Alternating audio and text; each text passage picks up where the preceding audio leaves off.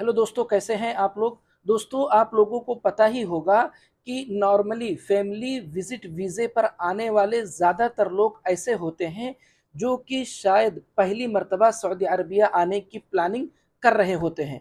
और उनमें भी दोस्तों ज़्यादातर फैमिलीज़ होती हैं।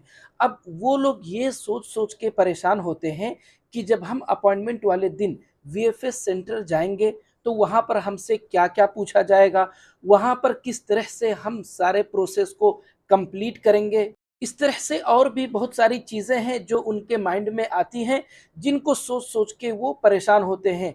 आज के इस वीडियो में दोस्तों मैं आप लोगों को यही बताने वाला हूँ कि वीएफएस सेंटर के अंदर जब कोई भी अपॉइंटमेंट वाले दिन जाता है, तो वहाँ पर उसको कौन-कौन से प्रोसेस कंप्लीट करने होते हैं। तो दोस्तों, सबसे पहले तो मैं आप लोगों को एक बात बता दूँ कि जब आप में से कोई भी वीएफएस सेंटर अपॉइंटमेंट वाले दिन जाता है, तो ज़ाहिर-सी बात है, वीएफएस सेंटर ये अपनी कंट्री के अलावा किसी और कंट्री में तो है नहीं। इसी तरह से वीएफएस सेंटर के अंदर काम करने वाले जो लोग हैं, वो भी हमारे ही भाषा में, हमारे ही लैंग्वेज में बात करने वाले लोग हैं। ऐसा तो है नहीं कि वीएफएस सेंटर में काम करने वाले लोग किसी और कंट्री से आकर के काम कर रहे हैं। इससे ये समझ में आता है कि अगर कोई भी चीज़ हमको नहीं समझ में आ रहा है, नहीं पता है, तो हम उनसे पूछ सकते हैं। ये पहली बात हो गई दोस्तों, जो मैं अपनी तरफ से आप लोगों को बताया। उसके बाद में दोस्तों, सबसे पहले अगर मैं आप लोगों को बताऊं, तो आप लोगों को जिस चीज़ पर फोकस करना है वो है आपके डॉक्यूमेंट्स। आप लोग अपॉइंटमेंट वाले दिन जब भी वीएफएस सेंटर जाएं, तो वीएफएस सेंटर के लिए जाने से पहले पहले आप अपने सारे डॉक्यूमेंट्स को अच्छे से चेक कर लें कि क्या आपके सारे डॉक्यूमेंट्स कंप्लीट हैं या नहीं हैं। क्योंकि दोस्तों, अगर आपके डॉक्यूमेंट्स कंप्लीट नहीं हैं, तभी ही आपको प्रॉब्लम होने वाला है। लेकिन अगर आपके सारे डॉक्यूमेंट्स कंप्लीट हैं, तो फिर याद रखें कि वीएफएस सेंटर के अंदर आपका सारा काम बहुत ही ईज़िली, बहुत ही आसानी से हो जाएगा। अब वीएफएस सेंटर के अंदर आप कौन-कौन से डॉक्यूमेंट्स लेकर के जाएँगे, मेरे चैनल पर ऑलरेडी मैंने पहले से एक वीडियो अपलोड कर दिया है, और फिर भी मैं एक नया वीडियो बनाकर अपने चैनल पर अपलोड कर दूँगा डॉक्यूमेंट से ही रिलेटेड। उसके बाद में दोस्तों, जब आप अपॉइंटमेंट वाले दिन वीएफएस सेंटर जाएँगे, तो गेट पर जाते ही सबसे पहले जो सिक्योरिटी गार्ड होगा, वो आपसे आपका जो अपॉइंटमेंट लेटर होगा, वो माँगेगा। हो सकता है अपॉइंटमेंट लेटर के साथ-साथ वो दूसरे भी डॉक्यूमेंट्स आपके देखे। अगर आपका सारा सब कुछ ओके है, तो जो सिक्योरिटी गार्ड होगा, वो या तो आपको एक टोकन नंबर देगा, और या तो आपके डॉक्यूमेंट्स पे ही कहीं भी एक टोकन नंबर लिख देगा। ये चीज़ डिपेंड करता है दोस्तों वीएफएस सेंटर पे कि किस वीएफएस सेंटर का कैसा रूल है। उसके बाद में दोस्तों, जब आप अंदर जाएँगे, अंदर जाने के बाद में पहले काउंटर पर जहाँ पर आप जाएँगे, वहाँ पर आपके सारे डॉक्यूमेंट्स को अच्छे से चेक किया जाएगा कि क्या सारे डॉक्यूमेंट्स आपके कंप्लीट हैं या नहीं हैं। अगर आपके सारे डॉक्यूमेंट्स कंप्लीट हैं दोस्तों, तभी ही आपको वहाँ से आगे भेजा जाएगा, वरना ऐसा भी पॉसिबल है कि आपको वहाँ से रिटर्न कर दिया जाएगा। तो अगर आपके डॉक्यूमेंट्स कंप्लीट होंगे, तो वहाँ पर आपको एक टोकन नंबर दिया जाएगा। आप उस टोकन नंबर को लेकर के वेटिंग एरिया में जाएँगे, वहाँ पर आप बैठेंगे और अपने टोकन नंबर का वेट करेंगे।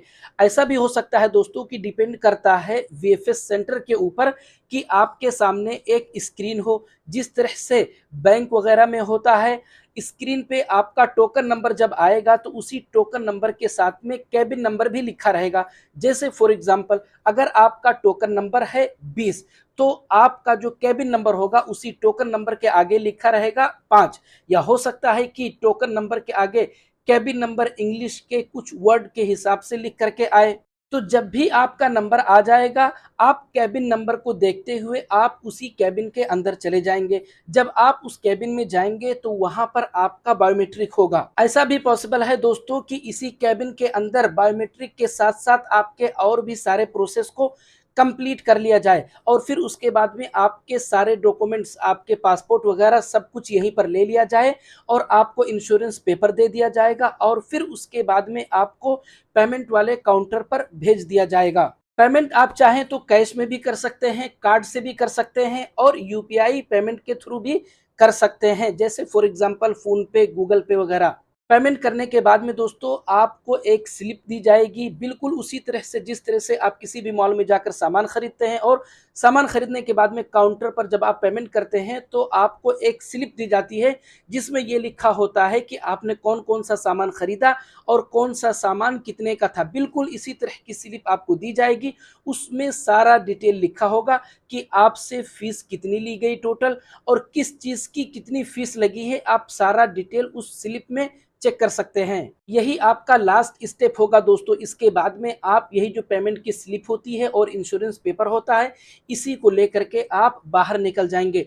लेकिन आप लोग एक बात याद रखें दोस्तों कि अंदर जाने के बाद में किसी भी काउंटर पर आपसे मोबाइल नंबर पूछा जा सकता है, ईमेल आईडी पूछा जा सकता है। इसके अलावा दोस्तों अगर आप कोरियर सर्विस लेने वाले थे तो आप किस एड्रेस पर अपना पासपोर्ट और वीज़ा मंगाना चाहते हैं, वो एड्रेस भी आपसे पूछा जाएगा। तो ये दोनों तीनों चीज़ें दोस्तों आप पहले से अपने माइंड में रखें कि आप वहाँ पर कौन सा मोबाइल नंबर वो लोगों को बताएंगे, कौन सी ईमेल आईडी बताएंगे, इसी तरह से कौन सा एड्रेस कोरियर सर्विस के लिए वहाँ पर आप लिखाएंगे। एक बात आप लोग याद रखें दोस्तों कि जो एड्रेस आपके पासपोर्ट में लिखा हुआ है, ज़रूरी नहीं है कि आप अपना पासपोर्ट उसी एड्रेस पर ही मंगवाएं, आप कोई भी दूसरा एड्रेस भी लिखवा सकते हैं।